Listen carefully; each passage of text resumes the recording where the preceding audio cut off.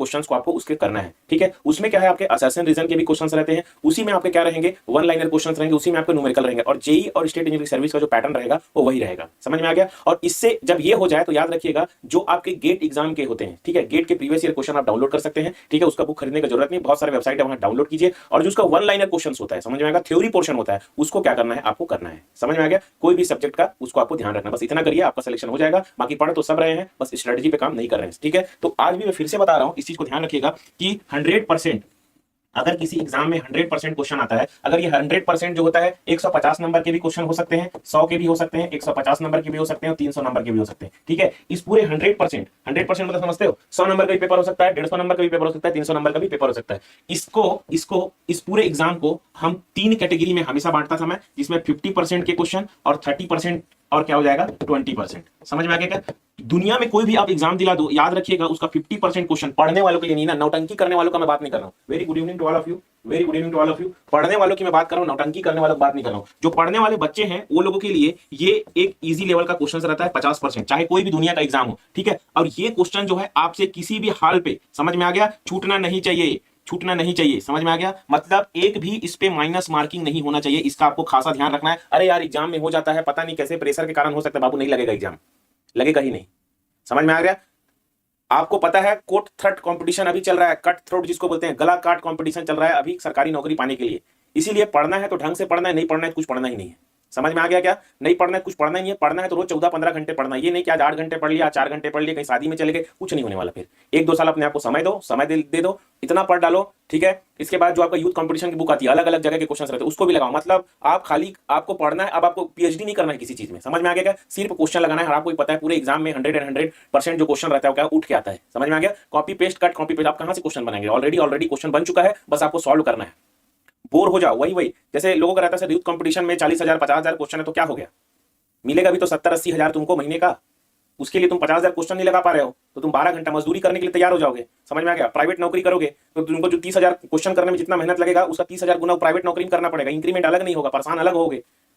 तो ये जो चीज मैं बोल रहा हूं उसको ध्यान रखना, लाइफ को सेटल करना है। तो ये अगर पढ़ने वालों के लिए बताओ, ये अगर निगेटिव मार्क आपका हो रहा है इजी क्वेश्चन, अब ये इजी क्वेश्चन आपको अपने तरीके से देखिए, किसी का अगर स्ट्रेंथ ऑफ मटेरियल की मैं बात करूं तो किसी को टॉर्सन इजी लगता है, किसी को मोहर सर्कल वाला पार्ट इजी लगता है। तो ये इजी टफ का जो है माइंड का गेम होता है। किसी कुछ चीजें जल्दी समझ में आ जाती है, किसी कुछ चीजें क्या होती है लेट में समझ आता है। इसको आपको ध्यान रखना है। तो ये आपको डिसाइड करना है कि आपका इजी पोर्शन कौन सा है, इजी सब्जेक्ट कौन सा है। समझ में आ गया क्या। अब ये 50% बोल रहा हूं, 50% क्वेश्चन कैसे आप आइडेंटिफाई करेंगे पूरे प्रिपरेशन के दौरान, ठीक है। इसमें आप ये ना, जो आपको सब्जेक्ट बहुत इजी लगता है, जो सब्जेक्ट आपको बहुत इजी लगता है उसको आपको कुल मिला के 5 स्टार ग्रेडिंग दे देना। मतलब यहां से क्वेश्चन छूटना नहीं चाहिए। उसके बाद जो सब्जेक्ट आपको टफ लगता है, समझ में आ गया, टफेस्ट सब्जेक्ट लगता है, उसको आपको 2 स्टार ग्रेडिंग देके रखना है, ठीक है। अब ध्यान से सुनिएगा, अगर 10 सब्जेक्ट है तो 10 सब्जेक्ट में वो सब्जेक्ट जिसमें आपका महारत हासिल है उसको निकाल लो, ठीक है। जिसमें आपको लग रहा है कि इसमें मेरे को खूब मेहनत करना पड़ेगा, ठीक है, तो उस एक सब्जेक्ट को पढ़ो। और अब टॉपिक पे आ जाओ, जो टॉपिक इजी लग रहा है, कौन टॉपिक टफ लग रहा है, तो जो टफ लग रहा है उससे क्वेश्चन ज्यादा लगाना है, इजी टफ करके। और ये जो टफ है इसको भी क्या करना है, आपको इजी बनाना है। समझ में आ गया क्या। कोई भी एग्जाम कितना भी आप पूरा रात भर भी सो के नहीं गए हो, अगर आपको बैठाल दिया जाए तो 100 में 50 नंबर आपके आना चाहिए। बाकी तो मैं नहीं बोलता, 100 में 50 नंबर आपके अगर नहीं आ रहा है कोई भी एग्जाम में अभी तक, अभी भी कोई भी आप फुल मॉक टेस्ट करो। समझ में आ गया। एसएससी जेई का बहुत सारा मॉक टेस्ट अभी चल रहा है, ठीक है, उसको परचेस करो। वो ज्यादा प्राइस का नहीं है, 150 रुपए का प्राइस रखा गया इसलिए ताकि आप सब बहुत अच्छे से कर पाओ। उस पूरे क्वेश्चन को उठाओ और जितना हो सके करो उसको। इतना कर डालो उस क्वेश्चन को, इतना कर डालो, इतना कर डालो। अब देखो, अगर 2 दिन मॉक में अगर आपका 50 नंबर नहीं आ रहा है, मतलब तैयारी छोड़ दो, सीधा सी बात है, तैयारी छोड़ दो। आपके बस का बात नहीं रह गया। क्यों। क्योंकि आने वाले 1-2 साल में जॉब मिलना बहुत मुश्किल हो जाएगा। आप देख रहे हैं चीजें प्राइवेटाइजेशन की ओर जा रही है, मशीन आ गया है, एआई आ गया है। इसीलिए अभी जो मौके मिल रहे हैं देख लेना, आने वाले 5 साल बाद सब खत्म हो जाने वाला है, ठीक है। ये अभी ध्यान रखना। ये लोग बोलते हैं कि मैन पावर का कमी, कुछ नहीं हो रहा है। पहले क्या होता था, काम फाइलों पे अटकी रहती थी, अब फाइल काम जो होता है ऑनलाइन हो गया है डिपार्टमेंटल में। समझ में आ गया। हर जगह एआई कंप्यूटर अब घुस चुका है। जो फाइल ले जाने वाले लाने वाले रहते थे, अब एक क्लिक में फाइल वहां पहुंच जा रहा है। वह उस सबका जॉब धीरे धीरे करके जा रहा है। इसको ध्यान रखिएगा। समझ में आ रहा है। और उसके बाद अभी मल्टीटास्किंग लोग आ रहे हैं, ये भी काम कर ले रहे हैं, वो भी काम कर ले रहे हैं, वो भी सब काम कर ले रहे हैं। आराम अभी कोई नहीं कर रहा है। गवर्नमेंट सेक्टर की मैं बात बता रहा हूं, ठीक है। उसके बाद अगर वो नहीं हो रहा है तो गवर्नमेंट का क्या रूल रहता है कि भैया किसी को 50,000 देने के बजाय हम 10-10 हजार के 5 इंप्लॉय हायर कर लिए। समझ में आ गया। कॉन्ट्रैक्ट बेसिस पे ये चल रहा है ना, कॉन्ट्रैक्ट अप्रेंटिस में करवाता है, उसे काम करवा देता है। कॉन्ट्रैक्ट बेसिस में आपका रहेगा, बोल देगा 6 महीने के लिए आप रखें, अब देखेगा काम और बढ़ गया तो 6 महीने के लिए और बढ़ा देगा। समझ में आ गया। तो परमानेंट नौकरी निकलने का भी संभावना जो है कम होते चले जाएगा धीरे धीरे। और आप अपने जीवन काल में देखोगे कि सरकारी नौकरी एक सपना का सपना बना रह जाएगा। समझ में आ गया। अब खुद देखना, प्रोबेबिलिटी अगर निकालते हैं हम लोग, प्रोबेबिलिटी प्रोबेबिलिटी अगर निकालोगे किस चीज का, जॉब लगने का, मतलब अब इसको रेशियो निकाल लेना, कैंडिडेट जो फॉर्म फिल करते हैं, समझ में आ गया, और जिसका सॉरी जो नंबर ऑफ पोस्ट कितना आता है देख लेना, और फॉर्म भरने वाले, फॉर्म फिलअप करने वाले कितने लोग रहते हैं देखना, इसका रेशियो निकाल लेना। 1% भी नहीं आता, ना 0.5% आता है, समझ में आ गया। मतलब जो काम आप करने जा रहे हैं उसका प्रोबेबिलिटी 0.5% भी नहीं है, ठीक है, 0.5% भी नहीं, परसेंट की बात कर रहा हूं बाबू, परसेंट 0.5% मतलब 1% से कम काम करने, 1% जिसकी प्रोबेबिलिटी नहीं वो काम करने जा रहे हो, और आप ऐसा पढ़ोगे तो कैसे काम करेगा। मैं बहुत सारे टॉपर्स को देखा हूं भी एनआरडीए जेईई पेपर को बिगाड़ दिए, समझ में आ गया। पेपर में ऐसा कुछ था नहीं जो तुम बिगाड़ने के मतलब बिगाड़ पाए उसको, मतलब तुम्हारा तैयारी एकदम बकवास था, तुम क्लास में आके बस जो पढ़ा था उसको रट के आते थे और आंसर देते थे और हमको गुमराह कर दिए, सीधा सा बात है, ठीक है। तुम अपने आप को बेवकूफ बनाए, हमको बेवकूफ बनाए, और देखो नतीजा क्या रहा, ठीक से आप एग्जाम क्लियर ही नहीं कर पा रहे। देखो मैं सच बता रहा हूं, अगर 100 नंबर का पेपर आ रहा है तो इसमें आपका टारगेट जो रहना चाहिए ना 90 प्लस रहना चाहिए। 150 नंबर का है तो 140 प्लस टारगेट ये बनना ही चाहिए, ये मिनिमम मार्क मैं बता रहा हूं, समझ में आ गया। 290 नंबर टारगेट ही रहना चाहिए। मैं 10 नंबर इसलिए छोड़ दिया हूं क्योंकि मैं हो सकता है कि कोई बाहर से कोई क्वेश्चन एकदम बेकार टाइप का दे दे, हो सकता है तुम जल्दी जल्दी में एक क्वेश्चन गलत कर दिए, वो हो जाता है, लेकिन इससे कम मैं नहीं मानता। अगर आपको पूरा सिलेबस दिया गया है किसी एग्जाम का तो उस पूरे सिलेबस को आपको इतना पढ़ डालना है, 5 घंटा सोना है, पूरे टाइम को 3 पार्ट में डिवाइड कर देना है और वही पढ़ना है, बैठ के ही पढ़ना है, कुछ करना है, किसी की बात सुनना नहीं, किसी से कोई मतलब नहीं रखना है। आने वाले जिंदगी में सब कोई मतलब नहीं रह जाता, कोई समय का ख्याल रखना है। एक समय के बाद तुम्हारा जिंदगी एक अकेले का हो जाएगा, सब घर परिवार वाले सब छोड़ भी देंगे, समझ में आ रहा है। जॉब लगाना है तो किसी को सुनना नहीं, किसी को खुश करते मत रहना, जिंदगी भर खुश करते रह जाओ, कोई खुश नहीं होता। यहाँ देखिए मैं आपको प्रवचन ज्ञान नहीं दे रहा हूँ, एकदम जो सच्चाई है उसको मैं बता रहा हूँ, ठीक है। बहुत सारा मोटिवेशन पड़ा हुआ है यूट्यूब में, वो सब देखते ही रहते होंगे तुम लोग। वो मोटिवेशन से कुछ नहीं होता, खुद से आना चाहिए कि मेरे को ये करना है, मेरे को ये निकालना है, बस क्लियर रहना चाहिए picture.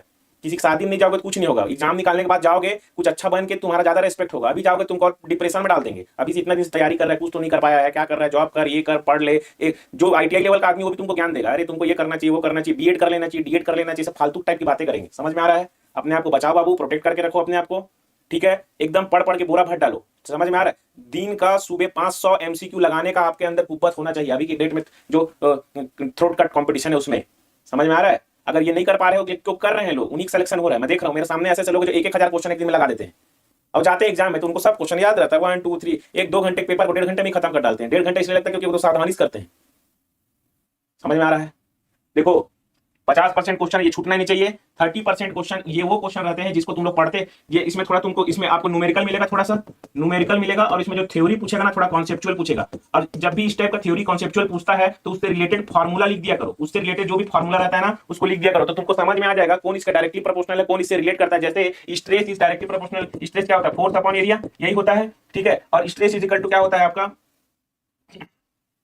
Stress is equal to ये आपका स्ट्रेन, ये भी होता है, समझ में आ रहा है। जितना जानते हैं उसको लिख दो। अब stress is directly proportional to strain होता है, ये समझ में आ गया। Stress is directly proportional to Young modulus होता है, ये भी समझ में आ गया। Stress directly proportional to force होता है, ये समझ में आ गया। स्ट्रेस इनवर्सली प्रोपोर्शनल टू क्या होता है, एरिया। मैं एक एग्जांपल के थ्रू बता रहा हूं, अगर कोई चीज तुमको पूछा है तो उसको ध्यान रखना, समझ में आ गया। थ्योरी ज्यादा, फार्मूला याद रखना चाहिए। अगर फार्मूला, थ्योरी से ही फार्मूला बनता है और फार्मूला जल्दी याद होता है, इस फार्मूले से बहुत सारे क्वेश्चन आप कर सकते हो। इस क्वेश्चन को मैं बोलता हूं मॉडरेट लेवल के क्वेश्चन, समझ में आ रहा है। इसको भी 90% लोग बना देते हैं, समझ में आ गया। इसको भी 90% बना देते हैं। और ये जो 20% वाला क्वेश्चन होता है, समझ में आ गया, इसमें आपको क्या रहना चाहिए, कुछ न्यूमेरिकल्स होता है। जैसे एसएससी जेईई में कुछ न्यूमेरिकल उड़ते उड़ते आया हुआ है, वही क्वेश्चन डायरेक्ट एग्जाम में आ जाता है। तो कभी कभी कुछ न्यूमेरिकल का आंसर के साथ रट दिया करो, उसको बनाने नहीं बैठते हैं, कुछ चीज छोड़ने के लिए आता है एग्जाम में, और वो ऐसे एग्जाम में दूसरे पेपर से उठ के आया जाता है, समझ में आ गया। तो इसलिए लाल कलर का पेन लेके बैठो और कुछ न्यूमेरिकल को, कुछ चीजों को रट दो आंसर के साथ। 4-5 बार पढ़ोगे, ये नहीं है कि तुम याद, लेकिन आंसर देखोगे तो तुमको वहां पर क्या हो जाएगा, याद हो जाएगा। अब ये नहीं कि तुम एक बार देख लिए तो उसको मनन कर रहे हो, उसका 2.2 होगा, इसका 3 होगा, इसका ऐसा नहीं करना है। एक बार क्वेश्चन को देखो, पढ़ लिए, मार लिए, रट दिए, उसको बात खत्म। 2-3-4 बार अगर पढ़ लिए रहोगे, वो